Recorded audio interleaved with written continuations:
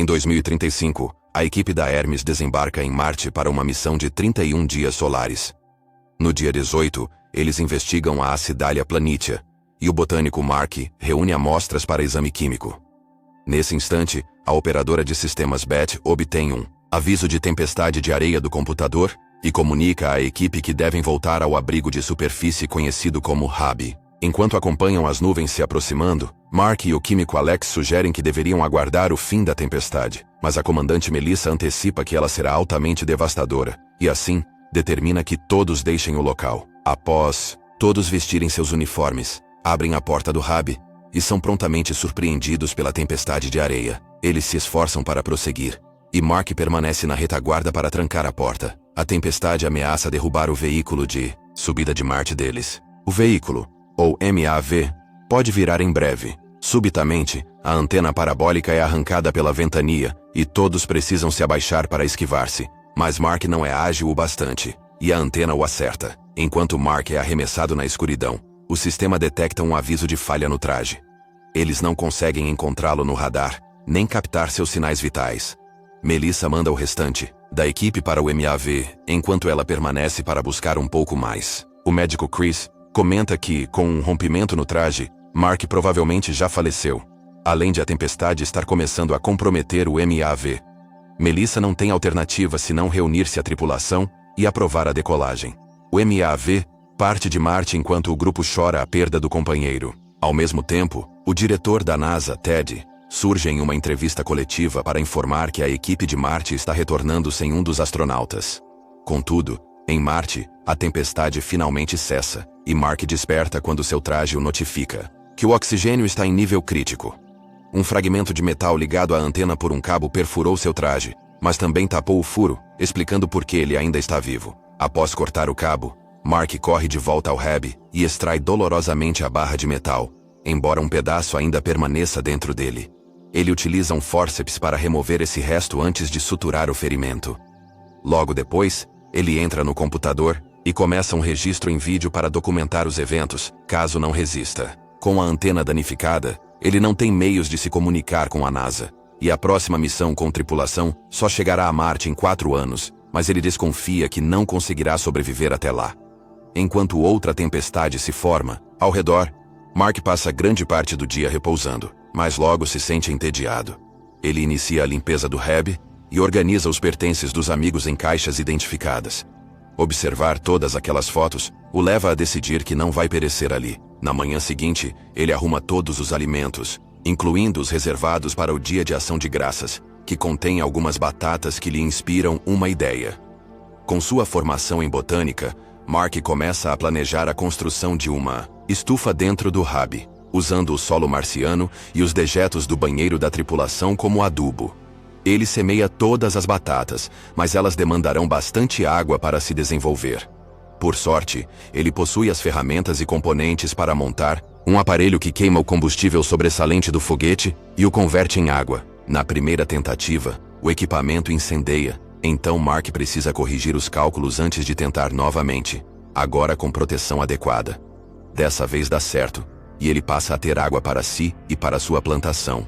Com o passar dos dias, Mark segue se dedicando intensamente e grava tudo em registros de vídeo diários. Ele cuida da horta e realiza a manutenção dos painéis solares externos. No dia 54, ele se alegra ao perceber que as plantas estão de fato brotando. Na Terra, o diretor de missões a Marte, Vincent, afirma a Ted que eles deveriam planejar uma nova expedição imediatamente, em vez de aguardar 4 anos, pois a última não foi finalizada, alegando que despachar uma nave agora seria expor o cadáver de Mark, algo que o público rejeitaria. Contudo, Vincent propõe que poderiam tirar proveito disso, divulgando a missão como um esforço para resgatar o corpo para os familiares. Poucos minutos depois, no Centro Espacial do Texas, uma técnica recebe um comunicado de Vincent solicitando que ela investigue coordenadas específicas em Marte. Ela utiliza o satélite para examinar a região e se surpreende ao perceber alterações no Hub. Após um chamado urgente, Ted, Vincent e a diretora de mídia, Annie, apressam-se até o centro espacial para confirmar pessoalmente. Eles deduzem que Mark está vivo e iniciam um debate sobre os próximos passos, já que a população não receberá bem a notícia de que um astronauta foi deixado para trás, e os colegas dele provavelmente sentirão remorso. Ted acredita que Mark não resistirá sem alimentos, enquanto Vincent teme pelo estado mental de Mark, que deve imaginar que foi abandonado pelos parceiros. No dia seguinte, Ted surge em mais uma entrevista coletiva para revelar que Mark está vivo, mas evita perguntas por não ter mais detalhes. A tripulação ainda não sabe de nada. No dia 70, Mark resolve que precisa pensar a longo prazo. O grupo que chegará em 4 anos aterrissará a 3.200 quilômetros de seu hub, o que significa que ele terá de descobrir uma forma de chegar até lá. O primeiro desafio é o único rover operacional, que percorre apenas 35 quilômetros antes de exigir recarga. O segundo entrave é que a jornada levaria 50 dias, e ele teria que sobreviver em um rover com suporte vital básico. Aproveitando partes do rover avariado pela tempestade, Mark consegue duplicar a autonomia da bateria do rover funcional. Ele realiza um teste no meio da noite e sente o frio rigoroso. Mas ativar o aquecimento gastaria energia demais. Ao retornar ao hub, ele decide que deve extrair o gerador termoelétrico de radioisótopos, uma missão perigosa devido ao plutônio. Operando com cautela, ele obtém o gerador sem problemas e o liga ao rover. Na Terra, Vincent participa de uma coletiva para esclarecer as ações de Mark, já que as filmagens via satélite são públicas. Ele comenta que Mark parece querer alcançar o ponto de pouso, mas, se a NASA pudesse falar com ele, sugeriria que aguardasse o salvamento. Após isso, Ted o censura por mencionar isso ao vivo, pois ainda não tem certeza se salvar Mark é possível. Ele também deseja mandar uma sonda de suprimentos a Marte, e a equipe avisa que construir e enviar levaria 9 meses. Ted determina que todos trabalhem além do horário para finalizar em 3. O diretor de voo, Mitch, defende que deveriam avisar a tripulação da missão, mas Ted rejeita a ideia, até confirmarem que Mark pode ser resgatado. No dia 79, Mark enfim colhe batatas maduras de sua horta. Ele replanta as menores e reserva as maiores para seu sustento. Em seguida, consulta o mapa enquanto tenta solucionar a questão da comunicação e surge com uma ideia. Ele entra no rover e dirige por um tempo em uma direção que deixa Vincent confuso no começo, mas o entusiasma quando ele analisa um mapa e entende o destino de Mark. Logo depois, Mark está escavando a areia para retirar a sonda Pathfinder, que ficou inativa. Em 1997, ele a carrega no rover e a traz de volta ao hub para iniciar os reparos. Simultaneamente, Vincent se apressa para encontrar a equipe de engenharia e traz a réplica do Pathfinder para configurar uma conexão. Por fim, os 2 Pathfinders se conectam e a equipe terrestre começa a receber imagens de Marte. Mark rapidamente monta uma placa perguntando se conseguem vê-lo, acompanhada de outras 2 com sim e não. A equipe ajusta a câmera para apontar para sim, e Mark festeja. Agora, ele precisa bolar uma maneira de conduzir diálogos científicos complexos, usando apenas uma câmera e placas. Ele pega o computador de Beth e localiza uma tabela com unidades alfanuméricas, que dispõe ao redor do Pathfinder com placas novamente. Os engenheiros da NASA captam logo o que ele está fazendo e replicam o procedimento no laboratório. Com tudo preparado, ambos os lados começam a trocar mensagens. Mark relata como sobreviveu e destaca que a culpa não foi da tripulação. Então, a NASA passa a enviar orientações sobre como ajustar o rover para se comunicar com o Pathfinder, modificando a frequência de emissão. Mark segue as diretrizes minuciosamente e, em breve, recebe uma mensagem de Vincent dizendo que o estão observando e que o planeta inteiro está na torcida por ele. Vincent assegura que estão elaborando estratégias de resgate e que enviarão uma missão de suprimentos para sustentá-lo. Quando Mark indaga sobre sua tripulação, Vincent esclarece que ainda não informaram que ele está vivo, pois precisam que eles se concentrem no voo de volta. Mark se irrita e começa a mandar uma série de xingamentos prejudicando a transmissão mundial. Ted precisa dialogar com superiores e convencê-los de que Mark reagiu assim por tensão, mas Mitch o persuade a contatar a tripulação sem o conhecimento de Vincent. Já se passaram 4 meses desde que deixaram Marte, e a equipe se surpreende ao receber um vídeo para todos. Os astronautas se juntam diante da tela e assistem à gravação de Mitch, revelando a novidade impactante. Como esperado, todos sentem culpa por terem deixado Mark para trás. No dia 128, Mark registra em seu diário que a NASA segue pedindo relatórios sobre cada pequeno detalhe, e agora quer supervisionar suas plantações, como se ele não soubesse o que faz. Ele também recebeu diversos e-mails, incluindo um do presidente e outro de sua universidade. Eles afirmaram que cultivar plantas em um lugar significa colonizá-lo oficialmente. Então Mark proclama que colonizou Marte. Na transmissão seguinte, a NASA solicita que Mark pose para uma foto. E Annie se aborrece, porque ele tenta ser cômico em vez de fazer algo digno para a imprensa. Ted manda ela publicar mesmo assim, junto com um comunicado sobre o envio de suprimentos em cerca de 9 meses. A comida deve ser suficiente até lá, mas Ted receia que algo falhe. Certa noite, Mark conclui uma manutenção externa e retorna. Ao hub, contudo, ocorre uma falha, e a pressão provoca um rombo na parede. Subitamente, acontece uma pequena detonação, e a câmara de descompressão é arrancada, girando por um tempo até se chocar. Mark escapa do acidente, mas há um rasgo em seu traje, e ele está perdendo ar. Ele utiliza fita adesiva para tapar todas as fissuras e fechar o traje a tempo. Em seguida, Mark volta ao hub e fica devastado ao perceber que a explosão incinerou todas as suas plantas. Após reunir alguns itens, ele se dirige ao rover para passar a noite, onde solta um grito de raiva antes de transmitir uma mensagem à Terra. Na NASA, Vincent avisa os outros que os alimentos restantes garantem a Mark cerca de 200 dias. Ted logo emite comandos para que todos apressem o desenvolvimento da sonda de suprimentos. Para ocupá-lo, a NASA liga o sinal de Mark a Hermes, possibilitando que eles também se comuniquem. No dia seguinte, Mark organiza o jardim e fecha o rombo provocado pela explosão. Naquela noite, ele tenta dividir as batatas que sobraram, mas o som de mais uma tempestade lá fora só intensifica sua ansiedade. Na Terra, o astrodinamicista Rich debate com um colega sobre a duração da viagem da sonda. Ele faz um comentário jocoso sobre a posição desfavorável da Terra e de Marte, o que lhe desperta uma ideia. Enquanto isso, Ted segue procurando trechos no protocolo onde possam cortar tempo para acelerar o processo. No dia 154, Mark diminui suas refeições ao essencial e começa a combiná-las com remédios. 4 semanas depois, a sonda está enfim concluída, e todos na NASA se juntam para acompanhar o lançamento. A princípio, tudo parece correr bem, mas logo detectam uma precessão significativa, e em poucos minutos, a sonda se desintegra. O ânimo na sala despenca na hora, e Vincent enfrenta a dura missão de informar Mark quando ele solicita um relatório. No dia 186, Mark manda uma mensagem a Melissa pedindo que ela procure seus pais ao chegar à Terra e relate tudo sobre os dias deles em Marte. Ele deseja que eles saibam que os ama e que morreu realizando algo grandioso, do qual se orgulha. Paralelamente, a Administração Espacial Nacional da China acompanha Ted em uma entrevista explicando que a sonda falhou, porque abreviaram as revisões. A China dispõe de um propulsor mais sofisticado que poderia auxiliar a NASA em um lançamento mais veloz. Mas isso sempre foi segredo de Estado. Então, se colaborarem, terá de ser discretamente, sem conhecimento público. Em breve, Ted recebe um telefonema deles e concorda com o pacto de sigilo.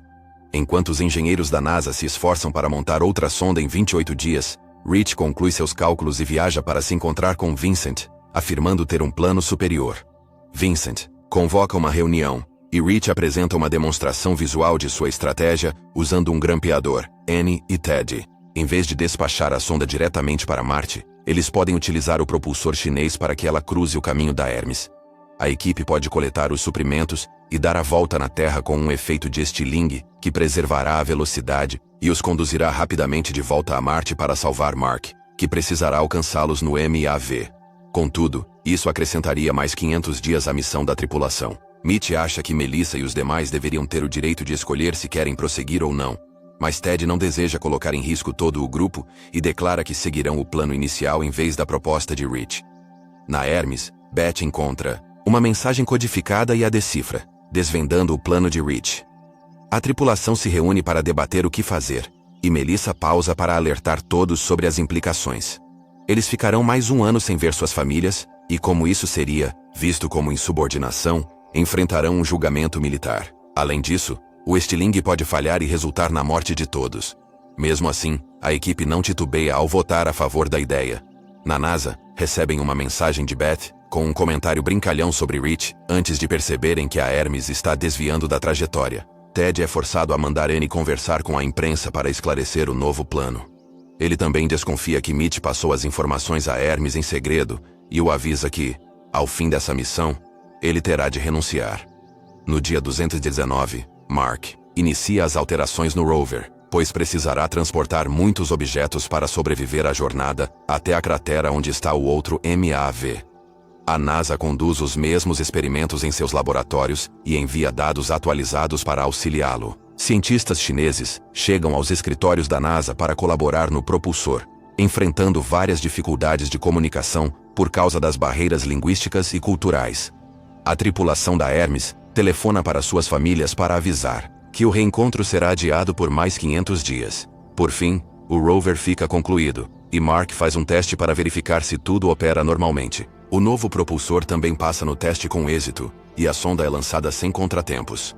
A Hermes a localiza perto da Terra, e a tripulação a conecta à nave. 7 meses depois, Mark se organiza para partir. Ele registra seu último diário e desativa todos os sistemas do hub. Depois, marca o dia 461 na parede e assina antes de subir no rover. Uma longa viagem o espera, e ele precisa fazer paradas frequentes para recarregar o rover com os painéis solares retirados do hub. Ele usa esses intervalos para contemplar a paisagem e recordar que é o primeiro humano a explorar a maioria desses locais. Durante as recargas, ele também aproveita para cochilar. No dia 517, Mitch e os engenheiros identificam um obstáculo. A Hermes não pode orbitar Marte, pois não teria combustível suficiente para retornar. O MAV só chega a uma órbita baixa. Então, Mark terá de acelerar bastante para vencer a gravidade. Para isso, é necessário aliviar o MAV em 5.000 quilos. Mitch propõe retirar componentes como bancos, painéis de comando e até partes do sistema de suporte à vida. Mark precisaria usar seu traje para respirar, e a tripulação da Hermes controlaria o MAV à distância, sem comunicações de apoio. Para complicar, seria preciso remover a câmara de ar dianteira e as janelas, cobrindo o topo do MAV com tecido. Há inúmeros riscos que tornam essa missão muito propensa a erros, mas não há alternativa. Quando enviam o plano a Mark, ele retruca com um palavrão. No dia 538, Mark enfim chega à cratera e grava outro diário criticando a insanidade do plano. Ainda assim, ele confessa que gosta de como soa o homem mais veloz da história das viagens espaciais. Em seguida, começa a realizar todas as mudanças, removendo peças do MAV, até sobrarem apenas o básico e assegurando que o topo esteja coberto com tecido. No dia 560, Melissa repassa o plano de salvamento de Mark, designando funções a cada integrante da tripulação para garantir o sucesso. Caso algo dê errado, eles estão prontos para pular da Hermes em busca do amigo. No dia seguinte, Mark consome o resto de sua comida e deixa um bilhete para o astronauta que encontrar o rover no futuro, pedindo que o preservem, pois ele salvou sua vida. Na Terra, multidões se aglomeram fora do prédio da NASA e nas ruas das principais cidades pelo mundo para acompanhar a missão de resgate. Após aparar a barba e encurtar o cabelo, Mark coloca o uniforme e, por fim, entra no MAV. Como a Hermes está suficientemente próxima, eles conseguem falar com Mark por áudio, em vez de mandar mensagens, e ele se emociona ao agradecer aos companheiros por retornarem para salvá-lo. Melissa realiza a contagem regressiva, e o MAV parte sem dificuldades. Porém, após alguns minutos no ar, o tecido é arrancado, e a pressão dentro da cabine se altera, deixando Mark atordoado até desmaiar. A Hermes desliga o propulsor a distância e percebe que o MAV esgotou o combustível, ficando mais afastado da nave principal do que o esperado. A equipe pode ajustar isso usando parte do combustível de reserva, mas isso elevaria a velocidade além do adequado para a interceptação. Nesse instante, Mark desperta e afirma estar bem, exceto pelas costelas fraturadas. Ao tomar conhecimento do imprevisto, ele propõe uma solução. Poderia rasgar o traje e usar o ar que escapa como impulso para se deslocar até a Hermes. É um plano arriscado, mas dá a Melissa uma ideia parecida. Eles poderiam detonar uma câmara de ar e o ar expelido forneceria a força necessária. É perigoso, mas sem opções, Melissa convoca Alex e solicita que ele prepare um explosivo. Com materiais da nave, incluindo açúcar comum, Alex constrói uma bomba mais forte que Chris a instala na câmara de ar antes de se afastar flutuando. Na cabine de controle, os cálculos indicam que ainda haverá uma leve diferença de distância, então Melissa decide que sairá e se apressa para vestir o uniforme. Quando o explosivo detona, a câmara de ar é destruída e produz o efeito esperado. Assim que a Hermes se posiciona o mais perto possível do MAV, Chris amarra Melissa com uma corda para que ela realize uma caminhada espacial e resgate Mark. Infelizmente, a corda é curta demais, então Mark executa seu próprio plano. Ele fura o traje, e o ar começa a impulsioná-lo imediatamente. Ele se esforça para dominar o movimento, mas consegue deixar o MAV com a tripulação calculando. Melissa corrige sua rota e tenta segurar Mark ao passar por ele, mas ele está muito veloz, e as mãos apenas se esbarram. Por sorte, ele agarra a corda, e Melissa o puxa até que se encontram. A equipe os recolhe antes de comunicar à Terra que a missão foi bem sucedida, e pessoas pelo mundo celebram. Após se recuperar dessa aventura e estar saudável novamente, Mark assume o papel de instrutor de sobrevivência para futuros astronautas. 3 anos depois, uma nova expedição a Marte é iniciada com sucesso.